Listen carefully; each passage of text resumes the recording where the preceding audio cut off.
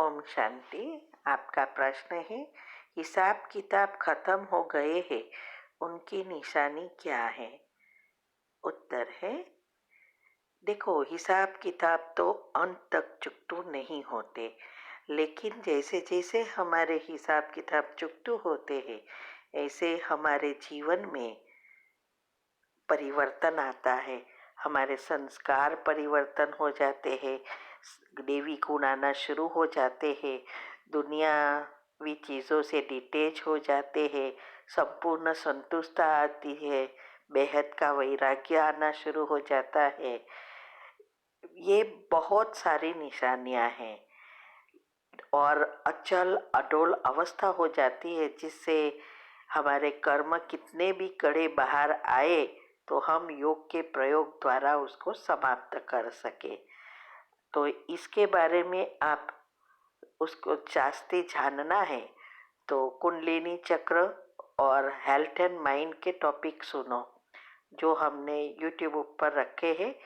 हमारी चैनल पर Shiv Shakti meditation BK कुसुम करेंगे तो प्लेलिस्ट आएगा, उसमें सब यूनिवर्स कैसे चलती है, कर्म के हिसाब किताब क्या है और बहुत सारे ये राज रखा है। तो उसमें भी हमने कई टॉपिक रखे हैं, तो आपको ये सब धीरे धीरे सुनना पड़ेगा। लेकिन खास तो यही है कि हमारे में बहुत परिवर्तन आ जाता है, घर संसार एकदम बदल जाता है, हमारा परिवार की आत्माएं भी सहयोगी बन जाती है और हम जो सोचते हैं वो धीरे धीरे उसमें अच्छा सफलता प्राप्त होने लगती है। ठीक है, ओम शांति। का प्रश्न है, पूज्य स्वरूप को मुझे डिटेल में समझना है। एक्चुअली आत्मा द्वापर से पूज्य से पुजारी बन जाती है, अपना मूर्तियों को पूजा करते हैं, तो इसको पूज्य स्वरूप क्यों बोला जाता है? उत्तर है, देखो, ये 5 स्वरूप जो है वो 5 स्वरूप 5 युगों में हम आत्माएं क्या क्या मुख्य पाठ बजाया, इसकी यादगार है। तो हम परमधाम में होते हैं तो बिंदी स्वरूप में है, तो बिंदी स्वरूप में हमें स्थित होना है। फिर सतयुग में हम श्री कृष्ण के साथ देवी देवताओं के घराने में होते हैं, तो ऐसा सीन तैयार करना है। फिर हमारी कड़ा कम हो जाती है तो हम आत्माएं, जो आत्माओं ने विश्व के लिए जितनी सेवा की है उस अनुसार उनकी पूजा होती है। तो पूजा उस आत्माओं की के कर्म जो किया है उसकी होती है, संपूर्ण स्वरूप की। लेकिन वो आत्मा अभी द्वापर में संपूर्ण है नहीं, लेकिन वो आत्माएं जब नीचे उतरती है तो उसे नहीं पता है कि उसकी ये यादगार है। स्मृति और श्रुति से सब शास्त्र बनते हैं, मूर्तियां बनती है।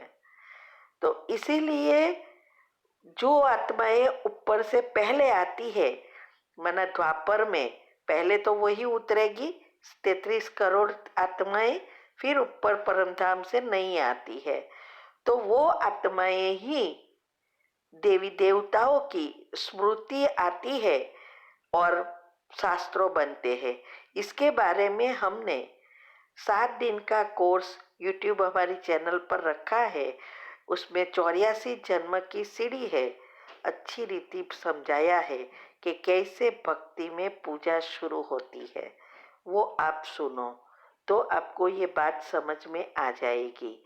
तो पूज्य स्वरूप वो उसे याद नहीं है, लेकिन एक स्मृति और श्रुतियां है जिससे वो मूर्ति की पूजा शुरू करती है, और वो आत्माएं ही नीचे पहले होती है।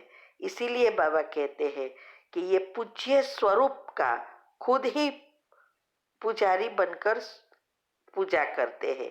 तो हमें अपने आप को, क्योंकि हम पूज्य बनते हैं, परमात्मा को दुनिया नहीं जानती, देवी देवताओं को दुनिया जानती है ना, कुल देवी, पूर्वज, इष्ट देवी के रूप में। तो इसीलिए वो स्वरूप जो अभी भक्त लोग पूजा करते हैं, उस स्वरूप को हमें अपने आप को उसमें स्थित करना है और सभी भक्त आत्माओं को सकाश देनी है, क्योंकि हमें फिर से वो बनना है, इसीलिए ये करना है। तो ये 5 स्वरूप की जो ड्रिल है उसमें भी हमने समझाया है कि पांचे 5 स्वरूप में हमें स्थित होना है। तो आप थोड़ा ज्यादा उसमें सुनेंगे, बुद्धि क्लीन होगी तो ये बात क्लियर होती जाएगी। ठीक है, ओम शांति। आपका प्रश्न है, मैं 21 साल की हूँ, मेरे हिप जॉइंट्स में पेन होता है जिसकी वजह से चलना में दिक्कत होती है, मैं बैठ भी नहीं सकती, तो प्लीज मुझे राजयोग मेडिटेशन की बता दीजिए। उत्तर है, हाँ, हमने आपका सब सुना, पढ़ा। तो ये जो आपको हिप्स में हुआ था और डॉक्टर कहते हैं कि आप बहुत पढ़ती हो इसीलिए बैठते हो, इसीलिए ये हुआ है। लेकिन मैं पहले ये कहूँगी कि आप अच्छे डॉक्टर से भी बताइए, क्योंकि हम भी बहुत दुनिया में बहुत बैठते हैं और मैं भी बैठ के 5-6 घंटा योग करती हूँ और 3-4 घंटा सेवा के लिए बैठती हूँ, क्योंकि सब कुछ बैठ के करना पड़ता है। तो बैठ के ये होना थोड़ा मुझे समझ में नहीं आया, तो आप अच्छे डॉक्टर को भी बता देना। अभी बात रही योग की, तो योग की कमेंट्री हमने ऑल इन वन करके एक ग्रुप है, और दिनचर्या ग्रुप में भी ये कमेंट्री रोज 7 गुणों की आती है, एक एक गुण रोज।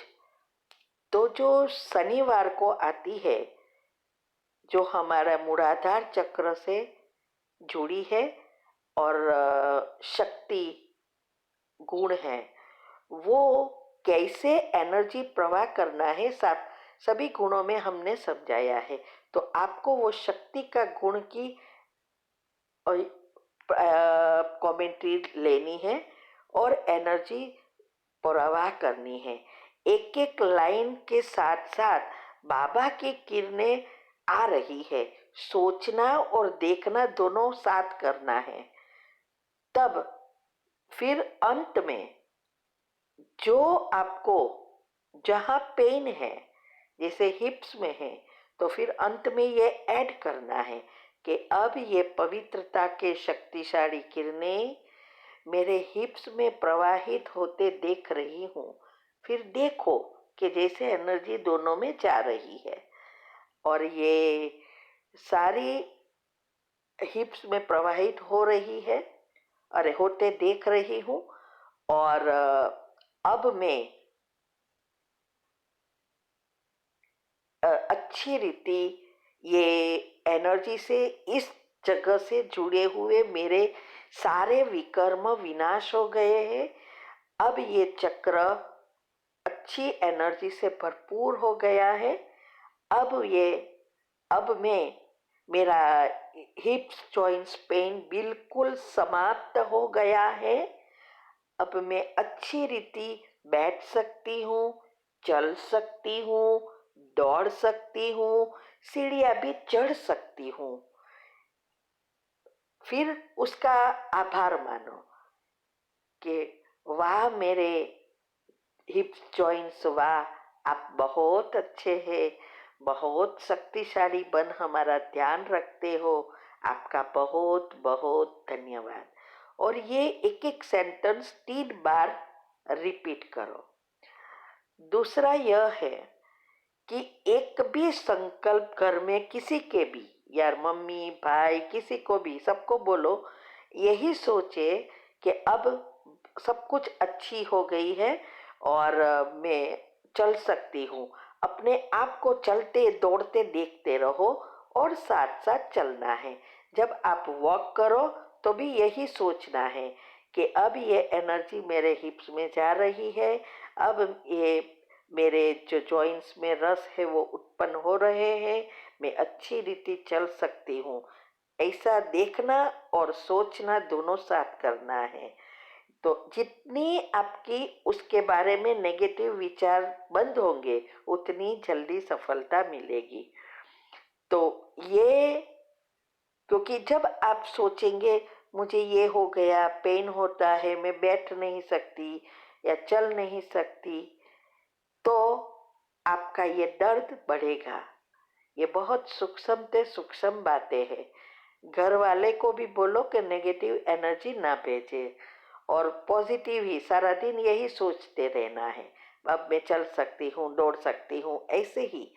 और फिर एक ही जगह पर एक ही समय पर बैठकर आप और आपकी मम्मी दोनों साथ बैठकर ये योग एनर्जी प्रवाह करें। आपकी तबीयत ऐसी है तो सोते सोते करो, लेकिन मम्मी को कहो वो बैठ के एक ही जगह फिक्स करके करे। और आप जब भी करो तो जहाँ रात को सो गए हैं वहाँ नहीं योग करना है, दूसरे रूम में जाकर योग करना है। और विजुअलाइज, और मम्मी को भी कहो विजुअलाइज करे, आपको एनर्जी आपकी मम्मी में आ रही है और आप में, आपकी आत्मा में प्रवाहित हो रही है, ऐसा विजन बनाए, बाबा की किरणों आ रही है ऐसा। तो ऐसा दोनों एक ही जगह एक ही समय पर बैठकर करेंगे।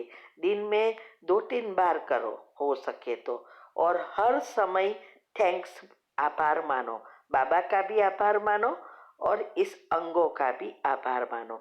जितना आप आभार मानेंगे उतनी आप हमारे न्यूरो सेल्स खुश और हेल्दी बनेंगे। तो वो अगर वो खुश और हेल्दी बने तो सब क्रियाएं अच्छी चलती है। तो ये आप कर सकते हो। और सबकॉन्शियस माइंड के 10 नियम हमने यूट्यूब पर रखे हैं हमारी चैनल पर, वो सुनो। और वो जितना आप फॉलो करेंगे उतनी जल्दी सफलता मिलेगी। मेरे युगल को पार्किंसंस हो गया था जिसकी कोई दवा नहीं है। डॉक्टर ने कहा था कि सारी जिंदगी वैसे ही रहेंगे, लेकिन वो 7 महीने में पहले जैसे ही एकदम एक्यूरेट अच्छे हो गए। और उसको कोई दवा नहीं थी, सिर्फ एक्सरसाइज कराने ले जाना जाते थे। तो ये होएगा, जो भी करो पूरा विश्वास से करना है। अभी दूसरी, आप थोड़ी टिप्स में देती हूँ। किचन में हमारी दवाइयाँ है, वो मसाले, उसमें से आप 1-2 चीज लो जो आपको भी हेल्दी भी रखेगी और इसमें भी काम आएगी। 1 चम्मच मेथी के दाने लो, 1 ग्लास पानी में रात को भिगो भिगो दो। सुबह में उठकर वो पानी को घूट घूट कर पीना है। फिर वो मेथी दाने को चबाकर खा लेना है। उससे आपका पेन बहुत कम हो जाएगा। दूसरा एक दवा बहुत अच्छी है, कैल्शियम, जो हड्डी को मजबूत करेगी और इसके भी हजारों बहुत फायदे हैं। वो तो हम रोज लेते हैं, ये सब हम लेते हैं इसीलिए कह रहे हैं। बहुत टिप्स भी हमने यूट्यूब पर रखी है कि रोज क्या क्या ले सकते हैं। तो ये चूना, पान में जो खाते हैं ना, छोटी छोटी बोतल जैसी पड़कियाँ आती है, वो चूना लेना है। कितना? एक एक चने की दाल का पीस होता है ना, दाल, हाथ, माना चने का आधा भाग, उतना थोड़ा लेना है। रात को पानी में भिगो दो। जरा ये पानी बहुत नहीं लेना क्योंकि इसका टेस्ट थोड़ा अच्छा नहीं होता है। थोड़ा भिगो कर पानी में भिगो दो, फिर सुबह में उसको मसर दो, पानी में मिक्स कर दो और फिर वो पी लेना है। और ऊपर से अच्छा पानी पीना है। वो थोड़ा दोनों चीज के बीच थोड़ा समय रखना है, 1 2 घंटे के बाद। और ये करने के बाद खाना 1 घंटे के बाद चाय नाश्ता करना है।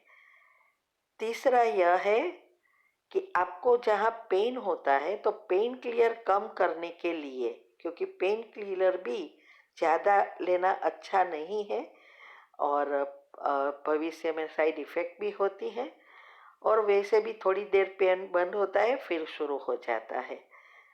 तो इसके बदले एक पेस्ट बनाओ।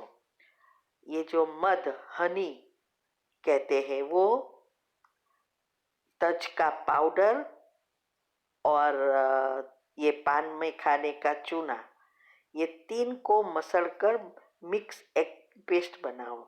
और फिर आपको जहाँ पेन होता है वहाँ उसको मालिश करो तो पेन खींच लेगा। तो ये सब करेंगे और पूरा विश्वास से करो। आपकी मम्मी को भी कहो। आपकी तो उम्र बहुत छोटी है, हमें तो हमारी उम्र तो बहुत है, शरीर भी भारे है, तो भी और इतना बैठते हैं, कभी ऐसा सुना नहीं कि बैठने से होता है। तो आप प्लीज़ चेक भी करवा लो अच्छे डॉक्टर से। ठीक है। ओम शांति।